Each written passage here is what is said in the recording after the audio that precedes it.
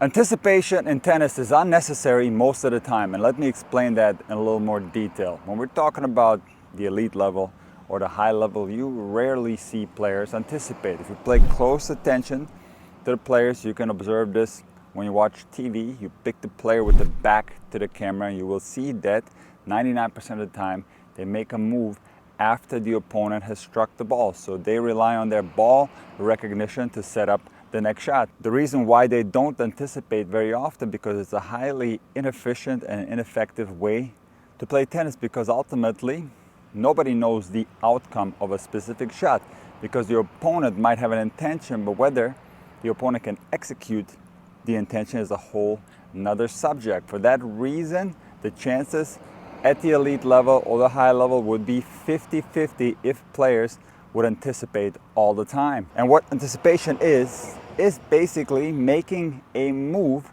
prior to the opponent making contact with the ball. This is what often gets taught as the best way to play tennis, and often it's said that the greatest players in the history of the game are great anticipators, but they are not. By simply observing them, we can see that they play the vast majority of the points in real time. The reason why they don't rely on anticipation is, like I said, it's a highly inefficient and ineffective way to play tennis, because ultimately you will be relying on luck. Another reason why you don't see anticipation very often at the high level or the elite level is that those type of players are masters of disguise. So even if you wanted to figure out what shot they're going to be hitting based on the backswing or the preparation, you really don't know what they're going to do, because they can mimic a certain stroke and then execute another stroke altogether. So for that reason, it is a highly inefficient and ineffective way to play tennis, and that's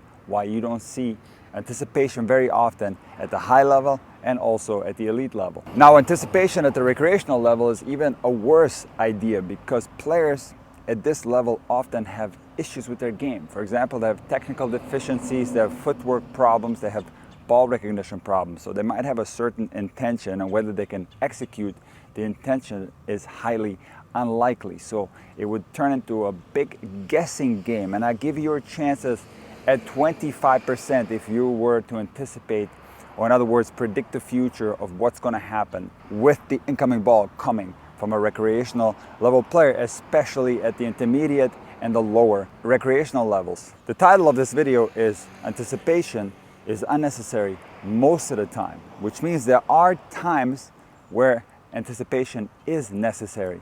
And these circumstances are obvious offensive situations and obvious defensive situations, and a couple of other things that we're going to get into in great detail. And high-level players and elite level players are really good at anticipating these circumstances. They've played many matches, they've played thousands of sets, and they know by feel what's going to happen under these specific circumstances, because they've seen it many times. It's almost as if it's an automatic move. They don't think about it, and they anticipate the future in these type of scenarios extremely well. And you guys at the recreational level need to learn to anticipate these obvious scenarios, because while they might be obvious to an experienced tennis player, they might not be so obvious to you. I'm going to explain in great detail when you should anticipate in tennis.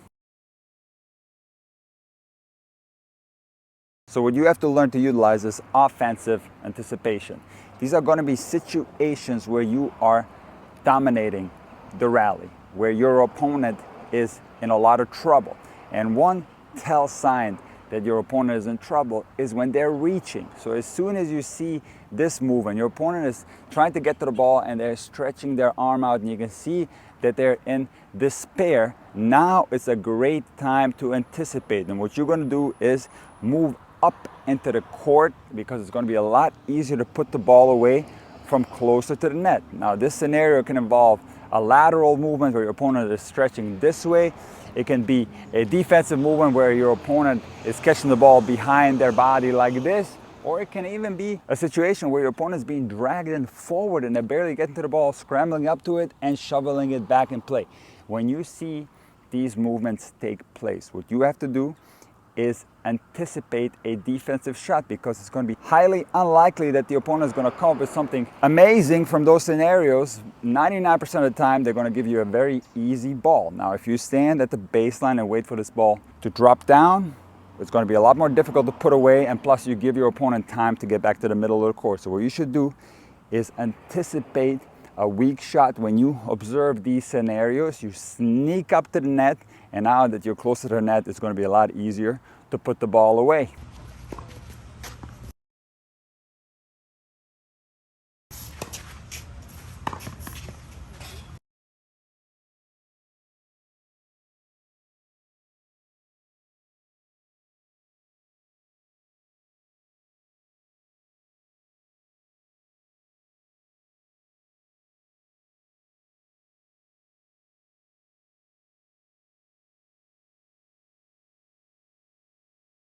Defensive anticipation is going to be a scenario where you are in trouble and you're going to anticipate problems in the rally. And what you can do is basically two different things. You can go 50-50.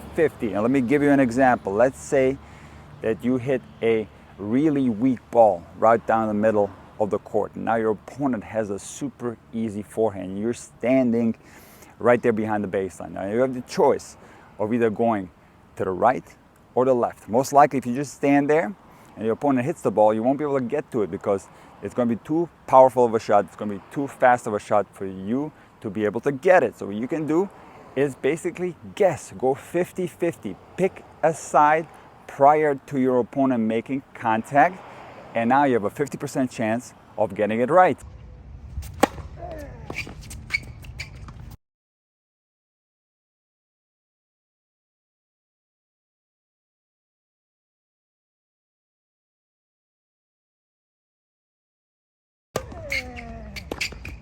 Now, another thing you can do, and this can be combined with the 50-50 method, is that you back up when you observe a defensive scenario. So let's say you hit a ball that's super weak and it's landing inside the service line. Now your opponent is coming up and they're going to be aggressive. So you can just stand here and go 50-50, but you can also back up and give yourself more time to react. Now from here, you might not need 50-50. Here you have more time to react and play defense and get the ball back in play. If you play somebody that's extremely strong, or let's say somebody has an easy overhead, you might have to back up and go 50-50.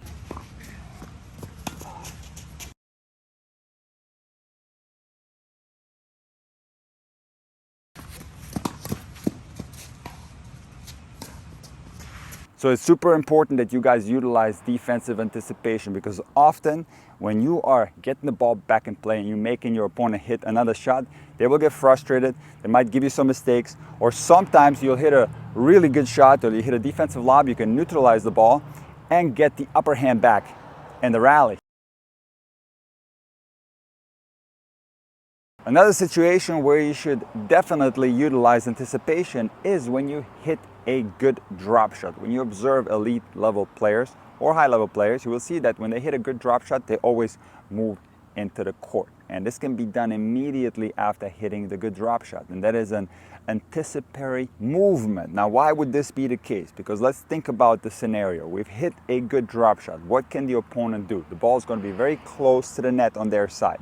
They can hit a counter drop shot, okay? So for that reason, we want to be closer inside the court so we can defend against a counter drop shot. They're very unlikely going to hit the ball hard and deep. So for that reason, we can anticipate them either giving you a floater back or hitting a counter drop shot. And that's why when you hit a really good drop shot, you have to move into the court almost immediately after hitting your shot. So this type of anticipation is something you'll see all high-level players do, all elite-level players. You will not see someone hit a drop shot and then back up, because it doesn't make a lot of sense. They're going to expose themselves to a counter drop shot. So next time you hit a good drop shot, move in almost immediately after hitting your shot. Now, you're going to have to feel that it's a good drop shot, because what if you hit a horrible drop shot, you move in and now your opponent's got a super easy ball to put away. So you're going to have the feeling that it's a good drop shot.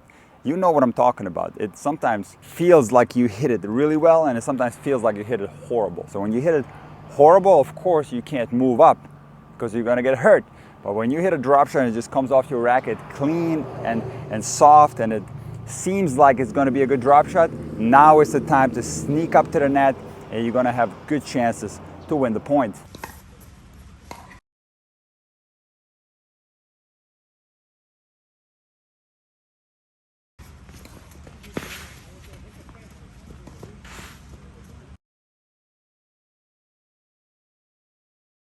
Another form of anticipation that you see very frequently at the high level and the elite level is when players hit a very soft passing shot. Let me give you an example. A player comes in and a defender hits like a little chip that goes very low over the net and bounces very short, or they hit like a little short spinny ball that just barely goes over the net and lands very short in the box. Now basically what the net person is going to have to do is bend down and play a low volley. So what you see high level players, elite level players do is after hitting one of these soft passing shots, they immediately rush the net, because again, what is going to happen? It's very unlikely that the volleyer is going to be able to hit the ball hard and go deep. They're either going to do a little drop shot volley, a half drop shot volley. They're going to try to half volley the ball a little bit deeper. But in any case, because the ball is so low and they're so close to the net, there's a high likelihood that the ball will indeed sit up a little bit. So two scenarios can happen. They're either going to hit a really good drop shot or the ball is going to pop up. In both of those scenarios, it makes a lot of sense that you are closer inside the court and that you're moving up. If you stand at the baseline, you are exposed to those type of shots. So the next time your opponent comes to the net and you do a little chip right at their feet and you do a little spinny shot right at their feet, immediately after hitting your shot, you're going to have to sneak in. Now, just like the drop shot, don't do it if it doesn't feel good coming off your racket, because if you attempt to hit a ball right at their feet but the ball is sitting up high and you move in, you're going to be dead. So it's going to have to feel good coming off your racket. And if it does, the first thing you got to do is anticipate a ball that's going to be played closer to the net and start moving forward.